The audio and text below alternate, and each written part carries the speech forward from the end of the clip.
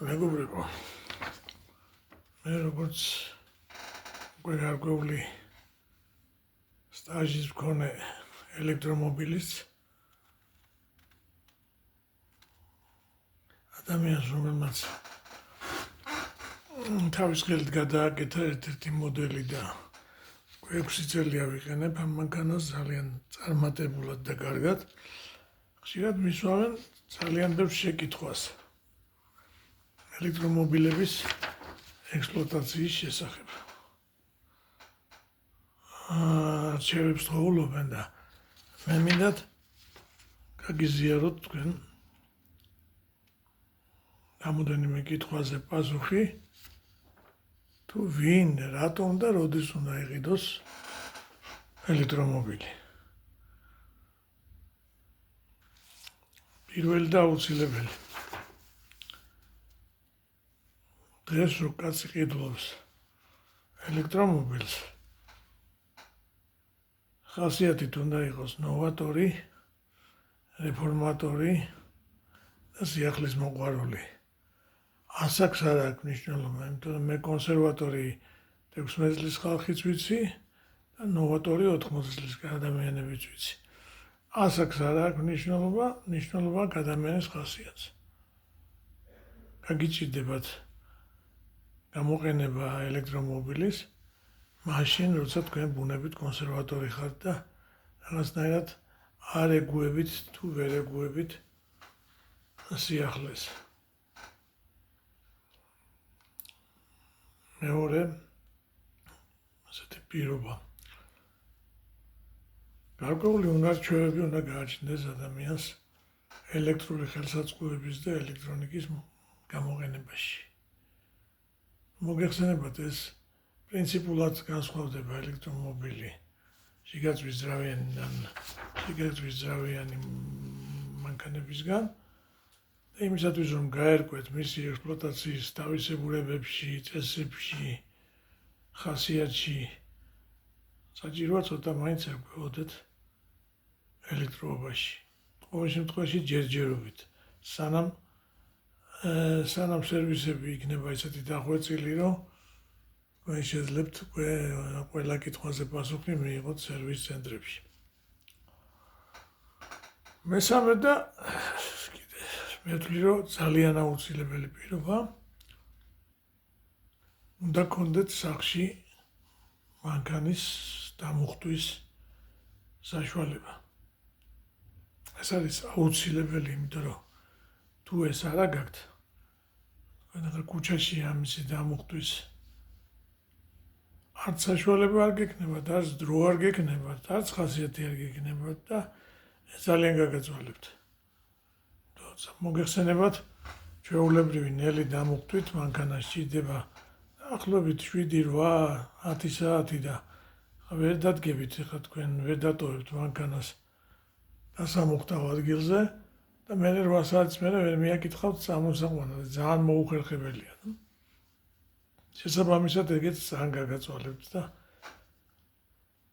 ამიტომ არ გირჩევთ ესეთ ადამიანებს, ვისაც არ გაქვთ ან ავტოფარეხი, ან მუდმივად გამოყოფილი ადგილი, სადაც დენის მიყვანა შეგიძლიათ, თუნდაც დამაგრძელებლის მიყვანა შეგიძლიათ, მაშინ იფიქრებთ საერთოდ ელექტრომობილის ყიდვაზე.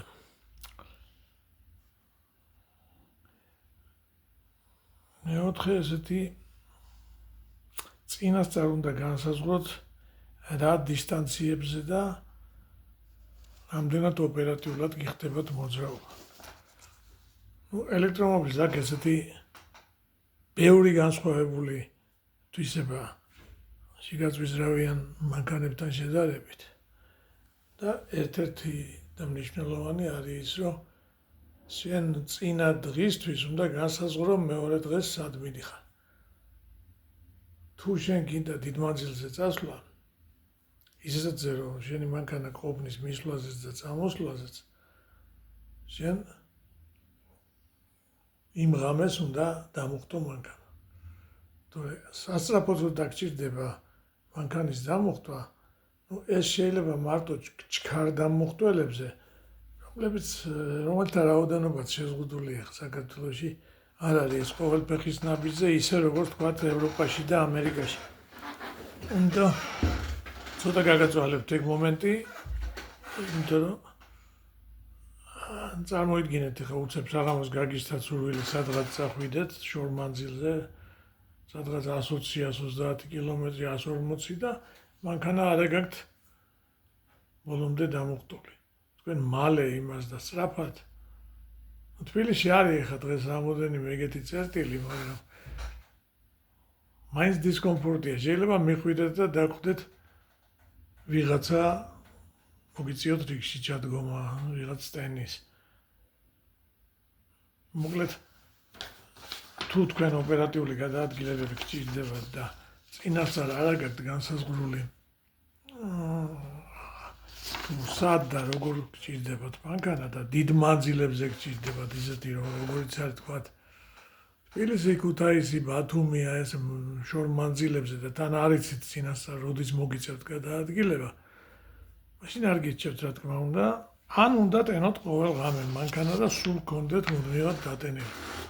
მაგრამ იმიტომ თქვი რომ უნდა გქონდეთ გარკვეული უნარჩვევები ელექტრონიკაში და აკუმულატორი უნდა იცოდეთ რას წარმოადგენს, რომ სულ დამუხტული მანქანა აკუმულატორისთვის მოუხერხებელია იმ ამბავში რომ ფუჭდება აკუმულატორი, არ არის გამოთლებული მუდმივად სულ დატენილი აკუმულატორიც არის. სადღაც 60-70%-ია ოპტიმალური რეჟიმი აკუმულატორის დიდი ხნის მანძილზე შესანარჩუნებლად.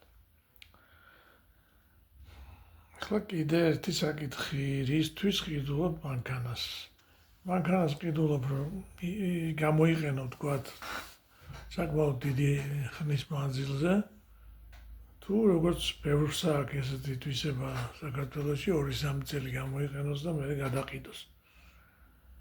აი ამ კომერციული და ესე თვალსაზრისით ელექტრომობილები მაინც მოხერხებული არ არის, იმიტომ რომ ელექტრომობილის გადაყიდვა გაცილებით უფრო რთულია ვიდრე ბენზინის ძრავიანი მანქანების. მიზეზი ხა რო გითხრათ აქ რამდენიმეა, ჯერ ერთი ის რომ არის ის ადამიანმა რო ყიდულობს და სიტყვაზე უნდა გენდოს რა მდგომარეობაშია მისი აკუმულატორი და მანქანის აკუმულატორის მდგომარეობისთვის ძალიან დიდი მნიშვნელობა აქვს თუ როგორ იყენებს წინა მანქანის მფლობელი აი ამ მანქანას და აკუმულატორებს. ამის განსაზღვრა მერე უკვე როცა ყიდულობ, თუ სპეციალისტი არ არის ამისი, გაუჭირდება ძალიან და რაც შეეხება ხელოსნებს რომ გაასინჯინო, ესენი რამოდენიმე პარამეტრს ინჯავენ, რომელიც იმის გარანტიას არ იძლევა, რომ ეს აკუმულატორი ნამდვილად კარგ ხელში იყო და კარგი მოხმარება ჰქონდა და თუმცა მეტნაკლებად რა თქმა უნდა მაგის გასინჯვა შეიძლება. ასე რომ თუ ყიდულობთ ეცადეთ რომ ისე იყიდოთ, რომ აკუმულატორს სადღაც ნორმალური ცხოვრების რეჟიმი აქვს 8-10 წელი. 8-10 წლით უნდა იყიდოთ მანქანა და მერე უნდა ჩათვალოთ, რომ ძალიან იაფად მოგიწევს მისი გაყიდვა. იმიტომაც რომ აკუმულატორი უკვე აღარ ივარგებს და მანქანის ფასის ნახევარი დაახლოებით აკუმულატორი. ამას მერე გამოიყენებენ ან დასაშლელად, როგორც ვიცით ხოლმე საქართველოში, ან ვიღაცა ხელმარჯვე გამოდგება და ჩემსავით გადააკეთებს ახალ აკუმულატორებზე ამ მანქანას და კიდე გამოიყენებს 1-10 წელი. ესე მაგრამ ეს ძალიან დიდ დაშრომატებადი და რთული საქმეა და ამიტომ არ გიჩვენთ. შეგუოთ უნდა იმას, როცა ყიდულობთ, რომ მანქანა უნდა იყიდოთ სადღაც 8 წლით, 10 წლით და ისიამოვნოთ.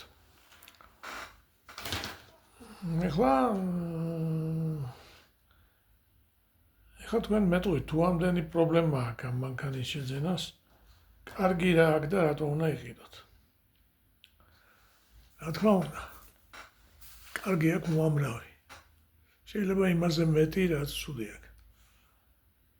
რაც პრობლემურია.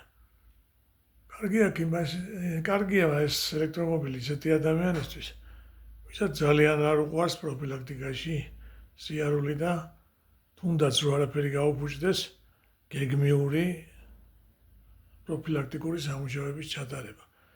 ეს არის ანთების სისტემის მოვლა, ეს არის სამუხრუჭე სისტემის მოვლა, ეს არის ძრავის მოვლა, არჩი მილიონი რაღაცა არის, ზეთის შეცვლა და კიდევ ბევრი რამ, რაც ვიცით ჩვენი ბრად მანქანის ფლობელებმა, ვისაც პირველი მანქანა არ აკვავს ეს ელექტრომობილი, თუ რამდენ ხათაბალასთანაა დამოკიდებული ეს ძრავი, ეს რა ქვია, შიდაწვის ძრავიანი მანქანები. ახლა ზოგმა იცის ხოლმე გადათვლის. ბიჭო, მე თუ 10 წელი უნდა ვიხმარო, მე რეიაფად უნდა გავყიდო, ანუ ფოზვირად ვიყიდო ეს ახალი ელექტრომობილი, დათვლის იმ 10 წელიწადში ბენზინის რაოდენობას, რომელიც უნდა დაწვას, ამ პროფილაქტიკური სამუშაოების რაოდენობას, მიუტოლებს, გაუტოლებს და იტყვის თითქმის იგივე გამოდის და აჯანდაბად მინდა მაშინ ამ ელექტრომობილის ყიდვა, ვივლიაგეთ ჩემი ნაცადი ბენზინის მანქანით. ამაზე გეტყოდით რა ასეცით. არის ესეთი ვინც ფულის თვლა იცის და ვისაც ცოტა მენეჯერული უნარჩვევები გააჩნია და ვინც ოდნავ მაინც ბიზნესშია ჩახედული, ყველა გეტყვით, რომ ჯობია ერთხელ გადაიხადო ფული და 10 წელი ფული არ იხადო ტრანსპორტში, ყველას უესმის, რომ სატრანსპორტო ხარჯები ერთ-ერთი მნიშვნელოვანი მუხლია ჩვენს ხარჯებში, ხო?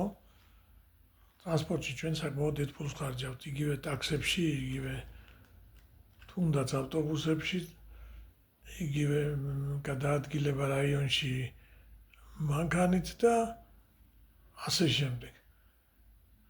ჯობია ერთხელ გადაიხადო ეგ ფული, ცოტა მეტი დაგიждდეს და დღეს ახალი ელექტრომობილის შეძენა შეგიძლიათ სადღაც $12,000 სედანზე მაქვს ლაპარაკი, მცირე გაბარიტიანზე შედარებით რა. და ჯიპის ტიპის მანქანა, ჩინური, სადღაც 18,000-ად, 17,000-ად შეგიძლიათ საკმაოდ კარგი BYD-ის მოდელის შეძენა, ასე რომ ეს არ არის მხელა თანხა, რომ თუნდაც რა 4 დაუშვათ, რომ ვყიდულობთ 15,000-ზე ნაკლებად ნორმალურს ვერ იყიდეთ. ასე რომ ეს საწყისი თანხა ყიდვის დიდად არ განსხვავდება ერთმანეთისგან. განსხვავება იმაშია, რომ მე ამ რა 4-ს თქვენ დაახლოებით 10 წელი უნდა უკეთოთ, უნდა ასხათ ბენზინი და უნდა უკეთოთ ექსპლუატაცია, რაც საკმაოდ დიდ ხარჯებთანაა დაკავშირებული. და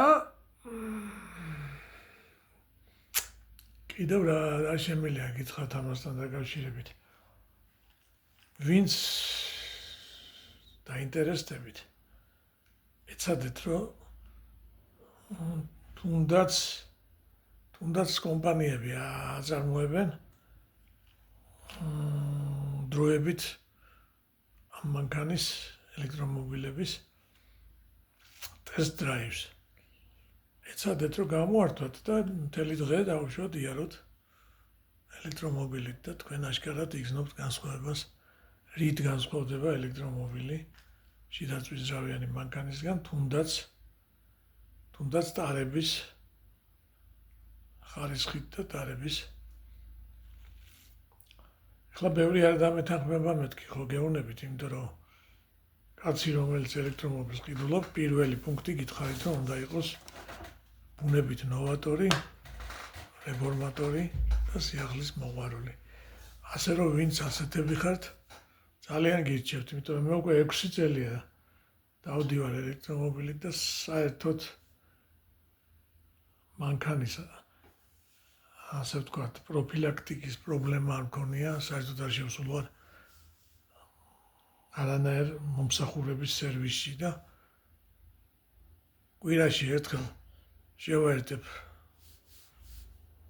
და მუხტავ ავტოსადგომზე, რომელიც სახლის ქვეშ მაქვს და ერთი კვირა დავდივარ ყოველგვარი ხარჯების გარეშე, აბსოლუტურად ყოველგვარი ხარჯების გარეშე. ის დენის გადასახადი გამოდის თვეში მაქსიმუმ 30-35 ლარი, რომელიც მიხვდებით ალბათ თქვენ, რომ ეს ავტობუსით რო იარო, იმაზე ბევრად იაფია. თბილისი ბათუმის მონაკვეთზე 5 კაცი რო წავიდეთ ოჯახიდან ბავშვები წავიყვანოთ, 20-25 ლარის დენი გვჭირდება, ანუ საწვავი გვჭირდება. იქით და აქეთ. იმიტომ არა, რომ ძალიან მიჭირს და ბენზინს ვერ ჩავასხავდი. რა თქმა უნდა, არა.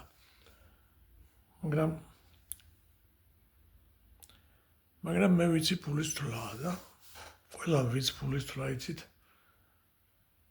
მიხვდებით, რომ ეს არის ადგილი, სადაც შეგიძლიათ საკმაოდ დიდი თანხების ეკონომია და თუ კითხვები გეკნებათ, შეგიძლიათ მომართოთ. მადლობა.